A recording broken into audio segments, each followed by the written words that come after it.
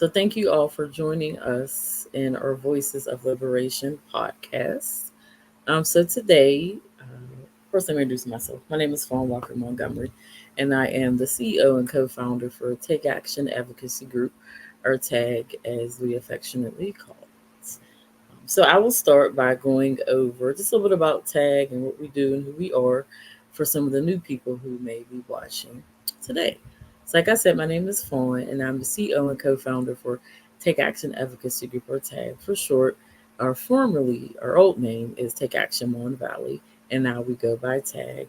And we did a rebrand a few years ago, really so we could get in more alignment with our mission and our vision, which is really to achieve Black liberation in every space that we are in. So you'll always hear us talking about Black people and making sure that the voice of Black people is something that is, I would say, always at the forefront, regardless of whatever space that we're in. So when we first started, we were called Take Action Mon Valley, and we are located in a small town. So we do small town community organizing outside of the bigger city of Pittsburgh. So we're probably about 20, 25 minutes outside the bigger city of Pittsburgh. So we do a lot of small town, rural community organizing.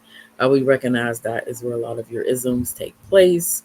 That is where there's a lot of traditional and rooted family racism, sexism, all the isms that you could possibly think of.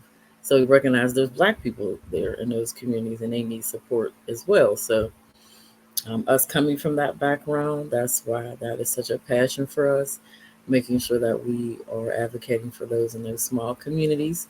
So the way we take action is we have a short-term complaint program where people can contact us for help on any social justice issue.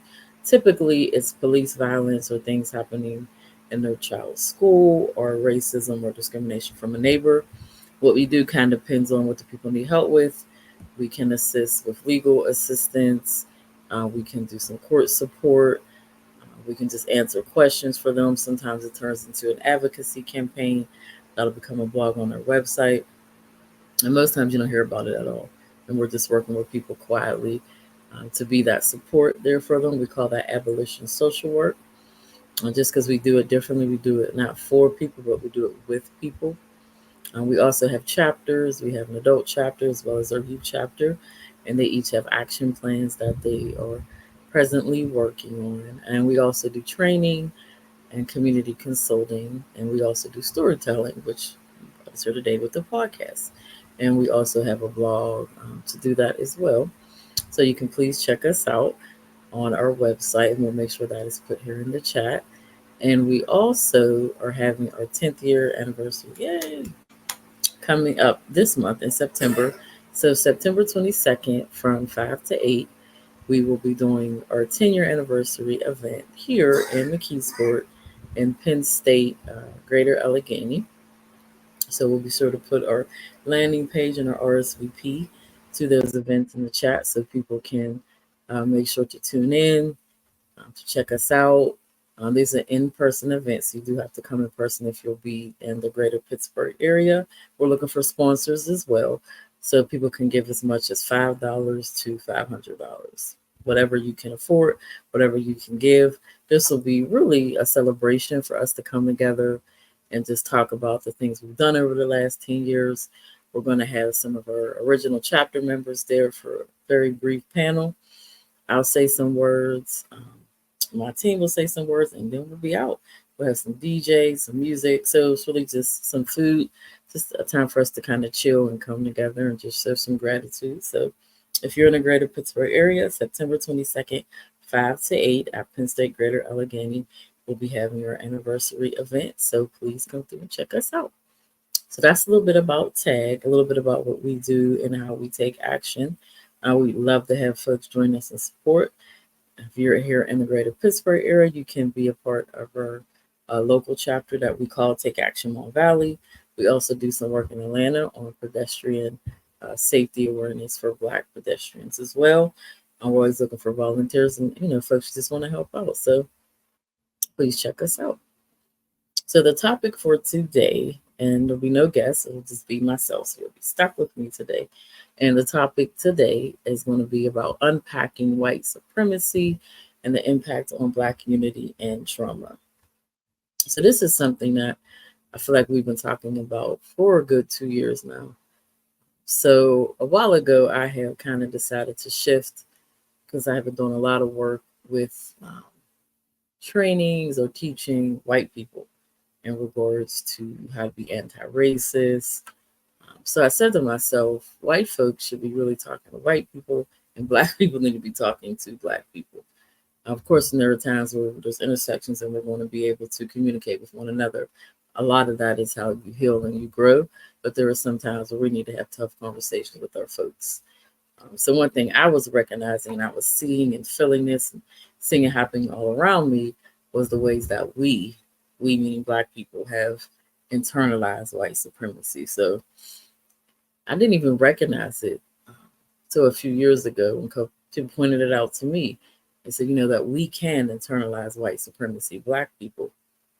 So what we mean by that is there are several principles to white supremacy that keep it afloat, that keep it going.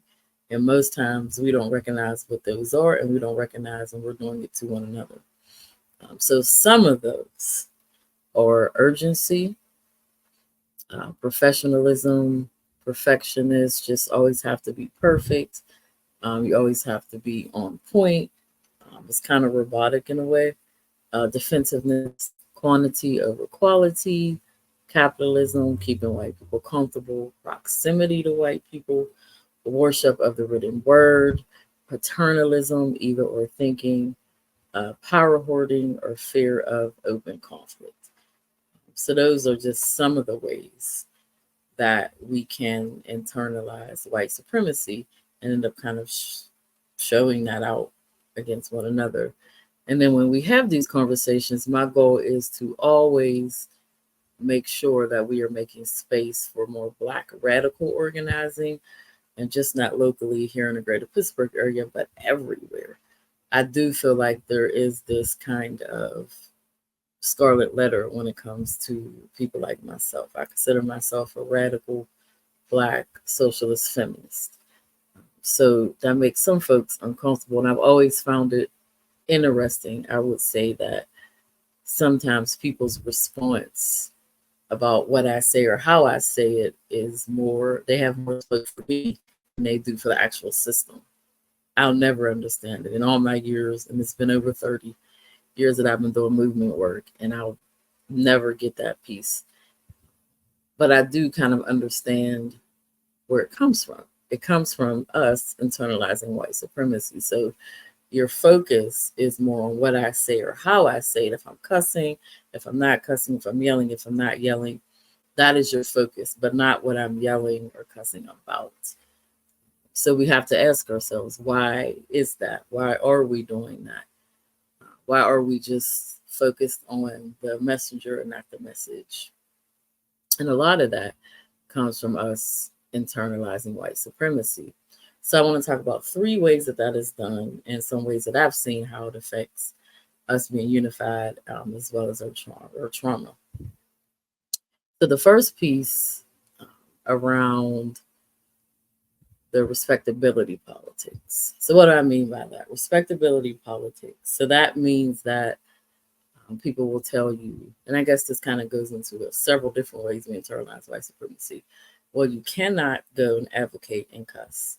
You cannot go and advocate and be loud. And you shouldn't look really Black. You shouldn't wear an afro. You shouldn't raise your fist. You shouldn't say things that will make white people uncomfortable or scare them away. All of those things are respectability politics. And I recently had a situation where this occurred with me, and it happens a lot, but recently it was in my hometown. So it affected me, in a completely different way, because this is something that I have been screaming about since I was 11 in this community. You never know when people are going to get it, or at least somewhat kind of start to get it. So that kind of happened where, and I don't practice nor believe in respectability politics. I believe that people should advocate regardless if their voice is shaking. Get it out, say it. It's not easy, so I definitely recognize that, but I feel like people should say whatever the hell they want, whatever way they want, get it out get it off your chest and just speak up, damn it, say something. So that's kind of the school that I come from. And some people don't believe in that. They believe that, and I'm not saying that you shouldn't have strategy, because you should have strategy and you should have demands and you should go with a plan. But what I'm saying is, if you want to cuss, cuss. If you want to scream, scream. If you want to say it loud, say it loud. Our worry should not be about how white people are going to feel about it, how they're going to take it, if they're going to respect it. None of that should matter. Our goal is to get liberation for our people. And we can't do that if we're quiet, because your silence is literally killing us. So this situation that happened to me, it was kind of wild. So it was myself. People know me. I'm constantly speaking up, myself and my organization, constantly speaking up about racial equity in the greater Pittsburgh area. So I spoke the week before at a meeting and literally had to argue just to speak for 3 minutes. They only give you 3 minutes. And this is documented. It's there, the tape is out there on YouTube, man. But I was speaking, they tried to cut me off. I reclaimed my time. I went over 3 minutes. I didn't care. But there was two people that spoke at the meeting the following week. These are Black women, but they're older Black women, and they have, I guess you can call, some history in the community, as I do. One of them was a judge, and one of them was a retired teacher. So when they got up to speak, the school board president and the entire school board basically said to them, they respect them, all the work they've done in the community. So they don't have to stick to 3 minutes. They can get 5, 10, or however many times they wanted to get. And I stood there and I said, wow, this is respectability politics. And I'm watching it, right in front of my face. Because there's been others like myself and other people who have to fight for 3 minutes. But these ladies get up, and in the eyes of, because this is outside of one person, this is an all white school board, they're like, oh no, this is, you just get all the time you want. I'm sitting there like, wow. That literally is respectability politics. It's white proximity, it's keeping white people comfortable, all of the above. And now, of course, that's going to affect the unity amongst folks, because you have people thinking like, well, damn, didn't I just speak and I wasn't allowed to go over 3 minutes? So why are they allowed to go over the 3 minutes? So of course it's going to cause friction, because it's going to be like, no, you say it, because they're going to take it better from you than they're going to take it from me. Now we're saying the same thing, we're just saying it in different ways. And at the end of the day, it doesn't matter. Just as long as someone is saying it and someone is getting the word out and getting the message out and advocating for us. So the respectability politics is really huge. I see that a lot in organizing, and just not locally here. I see that everywhere, because I organize in other places, and I see that a lot of different places. People have a lot of courage in the streets or when the cameras are on, but when it's time to get in these rooms, some of these rooms that I don't have access to, right? Because I am radical. Some of these rooms that you all have access to, that you get in there and you just clam up. You don't say what needs to be said. The demands aren't put out. The voices of the people are not even brought in the room. So that's a problem for us. We have to be bold in all times. We have to be radical. We have to speak up. We have to resist. Now, how you resist and how I resist may be different, but the point is still the same. We're still here for Black people. We're still for Black liberation. We still want to make sure that our people are getting what we need, what we deserve, and what we are required. So that comes with just having to be bold and say what needs to be said. So that's where the respectability politics kind of comes up. And it can definitely also impact, trauma. And there's so much trauma that comes with fighting white supremacy. It is layered upon layered upon layered of trauma when you're fighting these things. So you have to do your best to be intentional about trying to keep that unity. That comes with conversation. So, hey, Fawn, maybe I wouldn't say it that way. This is how I would say it. But let's look at our demands. Let's make sure that we're on the same page. And when we do go up there, you can say this, I can say that. But we don't do that. And we allow for the narrative to be, well, let's go with this person because this person said it better, or this person is more acceptable to white people. Now, I wasn't there when our elders and our ancestors years ago did the situation with ancestor Rosa Parks, but we all know the story that there was another black woman who was arrested for refusing to give her seat a few, I think it might have been a few weeks before, but she wasn't selected. I guess somebody else was selected to kind of do the advocacy piece. So there was some strategy there, but sure it didn't help with the unity because you had like another black woman who I guess wasn't acceptable to some standards. I don't know because I wasn't there. These are all things that I'm just hearing and reading, but nevertheless, it's a good example of these respectability politics that get in the way of us being able to unify and actually come together. So we shouldn't care what white people think. We should care how we're going to look to white people. And as a child, I was told that. As a young adult, as an adult, and now over 40, I'm still being told these things. But we have to be careful about how we come across. To who exactly? And I'm always asking to who, and who told you that, and who taught you that. To really be able to unpack white supremacy, you have to be open to unlearning it. And we have all learned it. The most radical of people. And if they tell you that they're not, they're lying. We've all learned it. And we have to do the duty to unlearn it. So the respectability politics is huge. Another piece is white proximity. And that means that you just want to keep white people close to you because you feel like if there's a white person around that is going to protect you from being a victim of racism, from being discriminated against, and it will absolutely not do that. You can ask any, um, I guess you won't say rich or wealthy black people who put their kids in these amazing schools, they still deal with racism and discrimination. You can't run from it. You can't buy your way out of it. It is still going to be there. And these conversations like this is why I started the Courier article. So I started to write an article for the New Pittsburgh Courier to really um, put out their Black liberation thought, Black radical thought, and have these conversations about how we interact with one another and recognizing that that is rooted in white supremacy.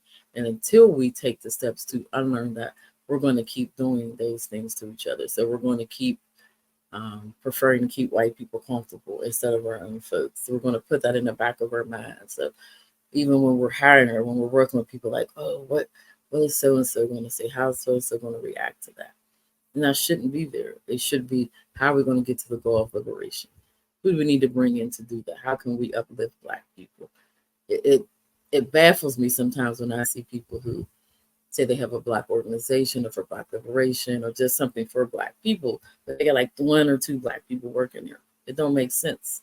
Make it make sense.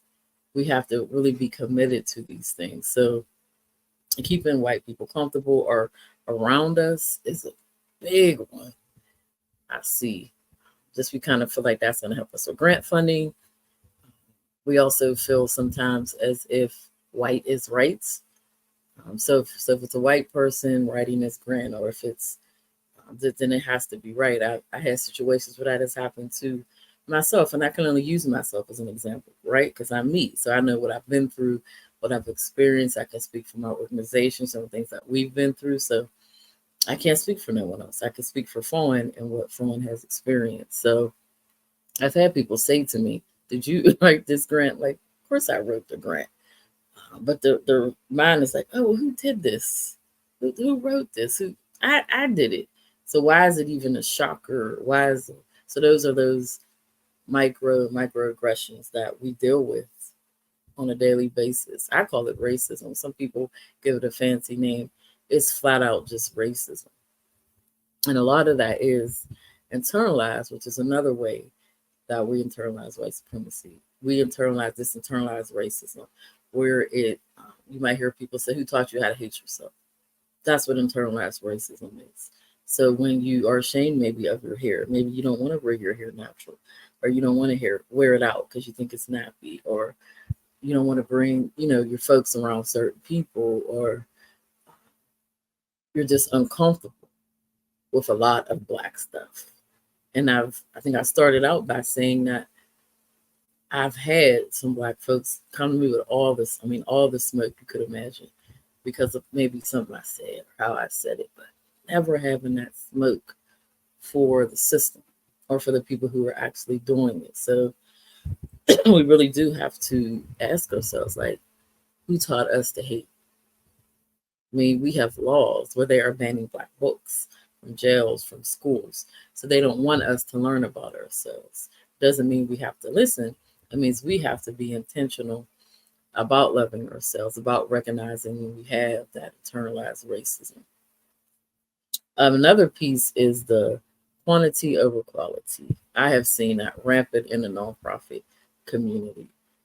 So you'll have events and maybe a funder or somebody else you're working with. It's like, oh no, well, we have to get more than 5. We need 25. We need 35. We need 4. Like, what does that even matter?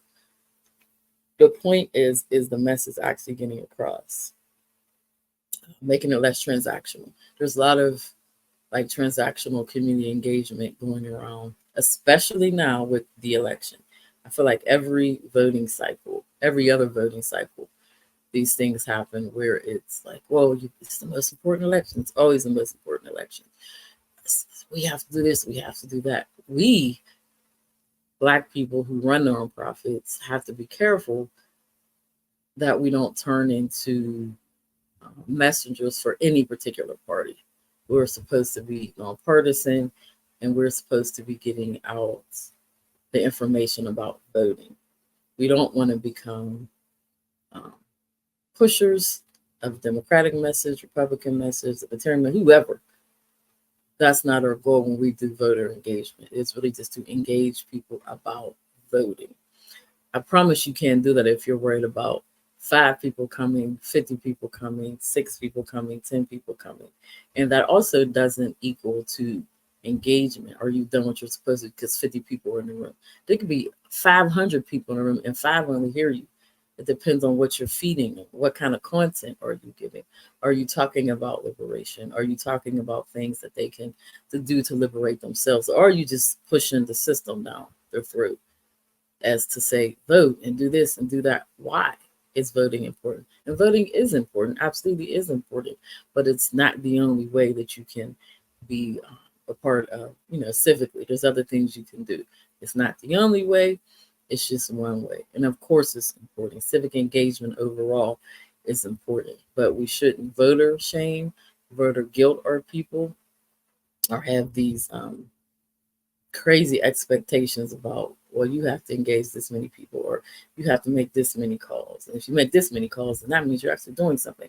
And then that means the grant money is being, it's just this pattern that we have to get out of the quantity over quality, respectability politics. We have to make sure that we are staying away from that white proximity piece and keeping white people comfortable and keeping white people next to us. I don't want to end without really emphasizing the trauma piece because I talked a lot about how we have internalized white supremacy and how that affects our unity. But this trauma piece is huge. The trauma of slavery and the trauma of racism is something that is constantly going to be with Black people.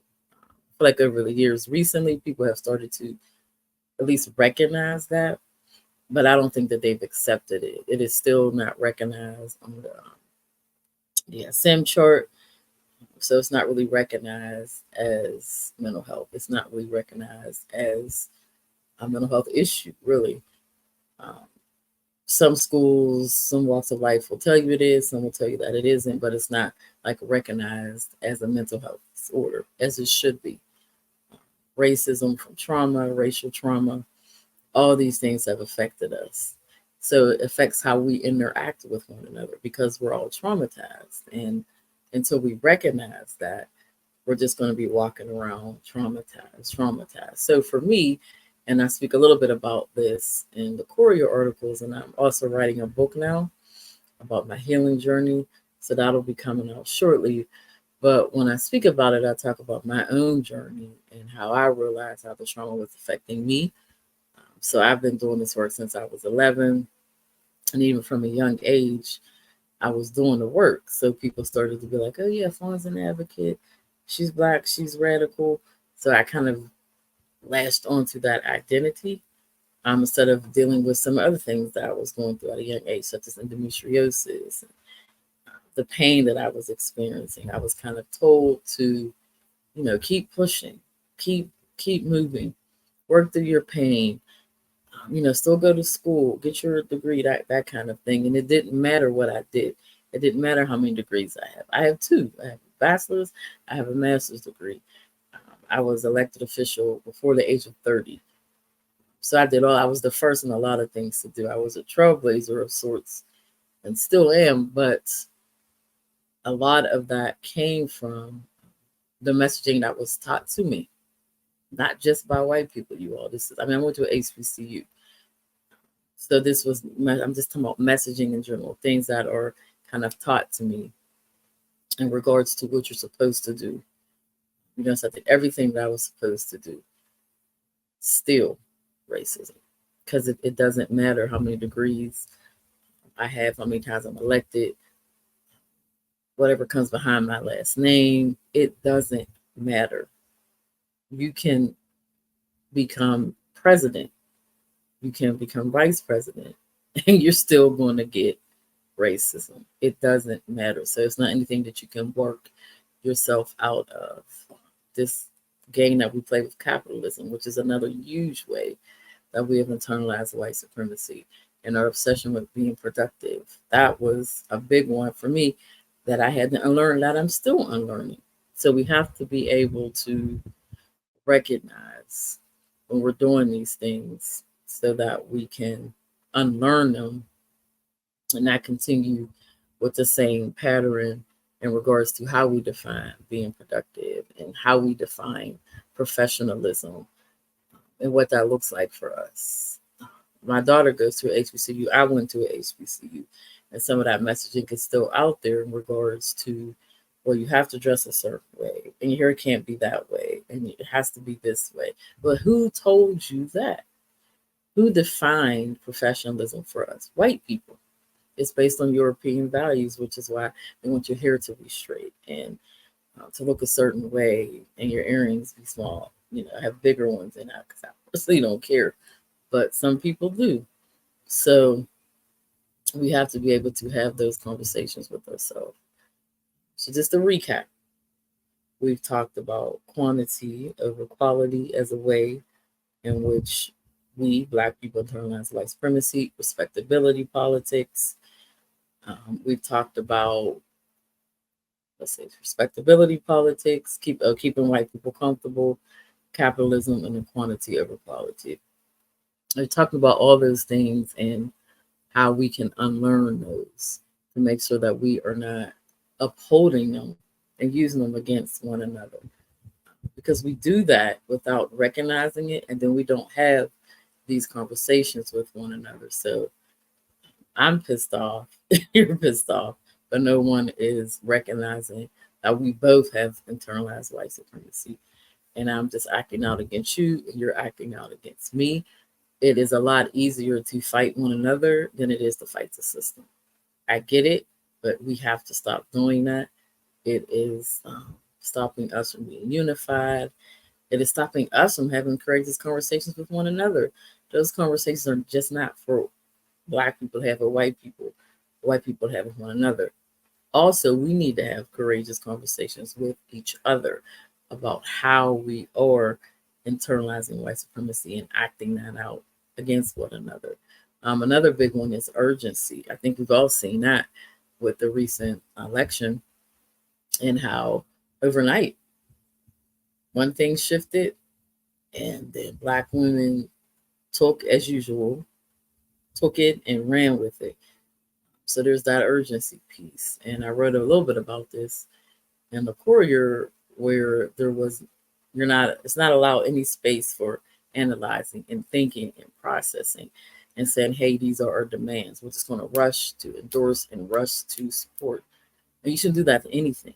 You should always make sure that you know what that person wants to do, and that you have things that you're concerned about, and you give that. So that's why we have to make sure that we keep our foot on the gas. This is not a time for us to be quiet, be silent, This is time for us to make sure that our issues are at the forefront, regardless of who you support. Whoever you're supporting, you should have some demands, and you should make sure that that person is listening to you, and that person is going to make sure that the things that you want to do are at the forefront.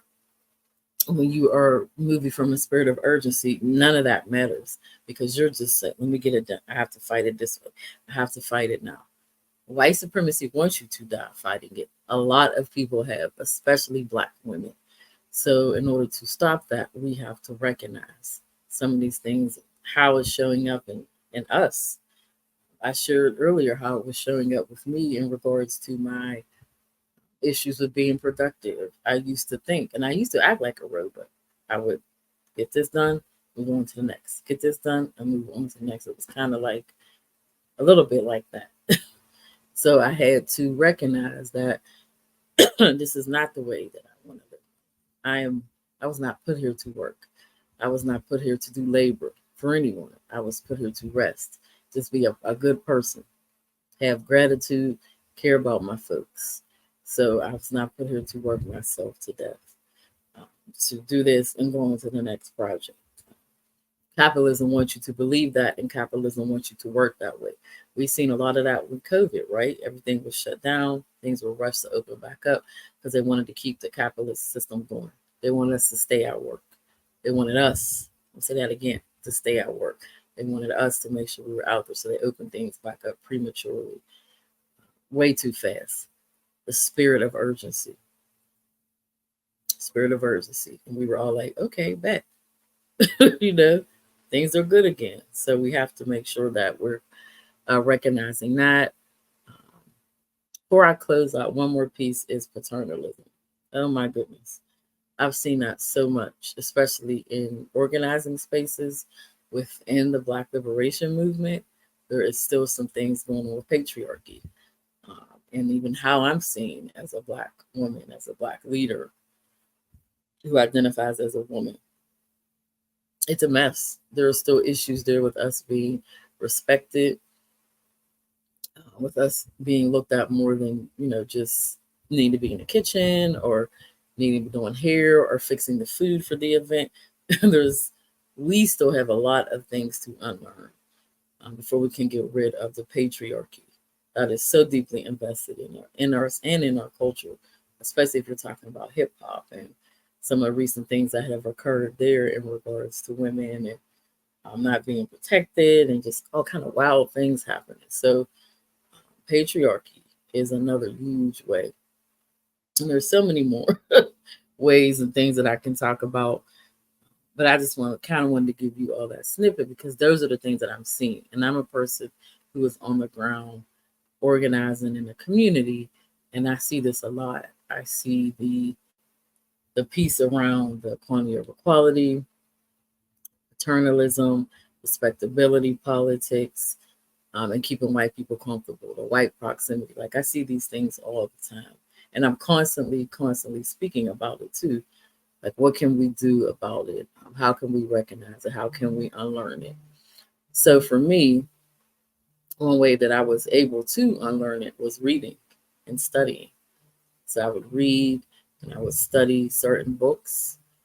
I joined a study group, which really helped, I would say, open up my eyes. One of the books that I read was Rest is Resistance. I recommend that book. It's by Trisha Hershey. She did a book on rest, basically, and it talks a lot about capitalism and how we have viewed and internalized capitalism has led to our very unhealthy relationship with being productive, with working and literally working ourselves to death and believing that this is what we are supposed to do. I was organizing when I was in pain. I was just like, no, I'm going to push through. I'm going to power through. So to get there, I had to learn. I had to read. I read Rest is Resistance. I've done the work, went to therapy, continue to go to therapy, doing these things spiritually to make sure that I'm centered and that I'm grounded. So that's how I was personally able to unlearn white supremacy. It was a lot of reading, it was a lot of studying, it was a lot of analyzing myself. Okay, why am I reacting like that? Why am I responding like that? Am I internalizing white supremacy right now? And if I am, I need to say that. I need to say, look, y'all, this is what I'm doing, trying to unlearn it. So that's one of the ways that I was able to unlearn it. We do our tag wellness sessions where we really talk about some of these things and how we have internalized white supremacy in regards to our relationship with the rest. We talk a lot about chronic illnesses because when you have trauma trapped in your body, when you have trauma trapped into your body, it will show up in very unhealthy ways. It can show up in stomach problems, stomach pain, headaches, migraines, heart attacks, all of these things. So trauma will show up in your body first. So when you're out fighting racism, white supremacy, notice how it shows up in your body. For me, it shows up in my stomach. My stomach will immediately start to hurt. I start to get a headache. My arms will start to hurt. If you ever see me out shaking, I'm trying to kind of reground myself. So this trauma shows up in your body and it affects your health. So when you feel that, that's your first trigger sign that you kind of know, oh, I might need to back up, I might need to chill out. So the trauma will show up in your body, you all, and it'll kill you if you let it. You have to fight it. And you have to be strong enough to recognize when you have internalized these white supremacy ideals and how to address them. So that's my soapbox. I just wanted to come on here and really just go over that because, like I said, I've been seeing that so much with organizing and social justice and Black liberation spaces. I've been seeing that a lot. So hopefully you all can take this podcast and begin to have these conversations with one another. Like, how do I internalize white supremacy? Asking other people, do I do these things? Do you see me do these things? And then having these courageous conversations with some of your funders. Yep, I said it because I do it all the time. If you see a funder and they're just like, sometimes they have these wild expectations of Black-run organizations. I mean, and I've worked for both. So they don't have it all the time for white folks. But I've seen some of these requirements and want you to engage 500 people with $3,000. Like, what the hell? Can't do anything with that. 5,000. Can't do anything with that. So there's these wild expectations. But these things will keep happening unless we have the courage to call that out. Call that shit out. Bring that up. Have the courage. Be bold, just like our ancestors were. And if they weren't, I wouldn't be sitting here today doing this podcast at all. So like I said in the beginning, TAG is having our 10th year anniversary, September 22nd, 5 to 8, Penn State Greater Allegheny from McKeesport. Please join us. We're looking for sponsors as well. And please have this conversation amongst each other about the unpacking of white supremacy. How have you internalized white supremacy ideals? How has that affected us being unified in the trauma piece? And don't recognize how it shows up in your body. Because when you're fighting white supremacy, the trauma shows up in your body first.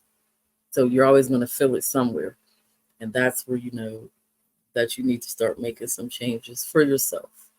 Fight for yourself. Especially Black women, fight for yourself. Take the cape off, fight for yourself. So I hope that you all will share this podcast. Follow us on social media. We are on X, Facebook, and Instagram, and Threads as well. So make sure to follow us on social media. Attend our event on the 22nd. If you can't attend in person, please make sure you show us some support. And we'll put all the links in the chat. And we'll see you all next time. Thanks for joining us. Peace.